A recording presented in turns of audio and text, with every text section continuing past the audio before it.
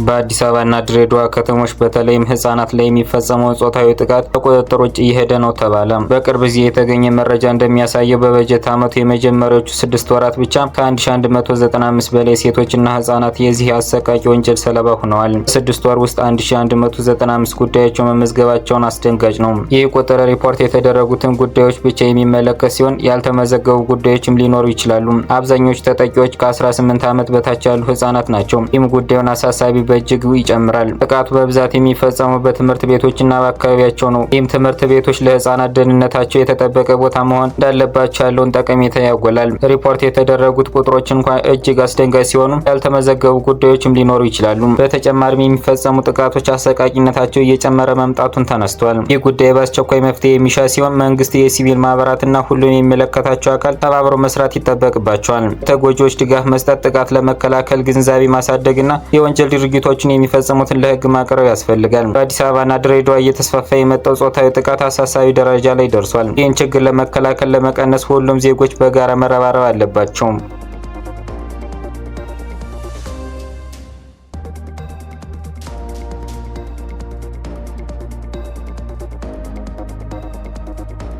ብርጌድ ንሓመዱ የተባለ የኤርትራ ተቃዋሚ ቡድን በአዲስ አበባ ጽህፈት ቤት ሊከፍት ነው። ይህ ቡድን በውጭ ሀገራት የኤርትራ መንግስት ደጋፊዎች የሚያዘጋጇቸውን ዝግጅቶች ላይ ተቃውሟቸውን በማድረግ ይታወቃሉ። ብርጌድ ንሓመዱ የተመሰረተው ከ2 ዓመታት በፊት ሲሆን በአዲስ አበባ ቢሮ በመክፈት በኢትዮጵያ ውስጥ ያለውን እንቅስቃሴ እንደሚያጠናክር ይጠበቃል። ብርጌድ ንሓመዱ በአዲስ አበባ ጽህፈት ቤት በመክፈት በኢትዮጵያ ያለውን ተጽዕኖ ለማሳደግ እየተንቀሳቀሰ ነው። ይህ እርምጃ በኤርትራ መንግስትና በተቃዋሚ ቡድኖች መካከል ያለውን ውጥረት ሊጨምር ይችላል።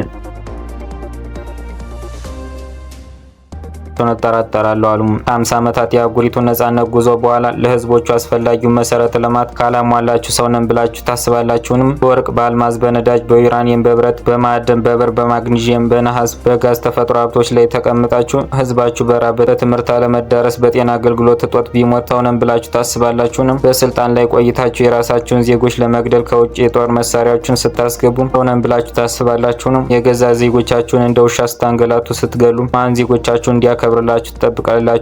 በራሳችሁ ሀገር ላይ ቀማኛ ሌባ መሆናችሁ የሀገራችሁን ሀብት ሁሉ በመስረቅ አብዛኞቹ ዜጎቻችሁ በስደት በድህነት ውስጥ እንዲያልፉ ስታረጉ የሰው ልጆች ነን ብላችሁ ታስባላችሁንም? ትራምፕ ይህንን የተናገሩት ሰሞኑን በዋሽንግተን ዋይት ሀውስ በሰጡት ጋዜጣዊ መስካ ግዛት 9 መንገደኞችና አንድ አብራሪ ይዞ ሲጓዝ የነበረ አነስተኛ አውሮፕላን ደብዛው ጠፍቶ ከቆየ በኋላ በአየርና በምድር በተደረገ አሰሳ ስብርባሪው ተገኝቷል። በአደጋው በህይወት የተረፈ ሰው የለም። የ3 ሰዎች አስክሬን በነፍስ አድን ሰራተኞች የተገኘ ሲሆን ይህ አደጋ በአሜሪካ ከአንድ ሳምንት ባነሰ ጊዜ የደረሰው 3ኛ የአቪዬሽን አደጋ መሆኑ ተነግሯል። በአሜሪካ ፔንሲልቫኒያ ግዛት አንድ አነስተኛ የህክምና ማጓጓዣ አገልግሎት የሚሰጥ ጀት በርካታ ህንጻዎች በሚገኙበት ስፍራ ውስጥ ተከስክሶ በህይወት የተገኘ እንደሌለ ይታወቃል።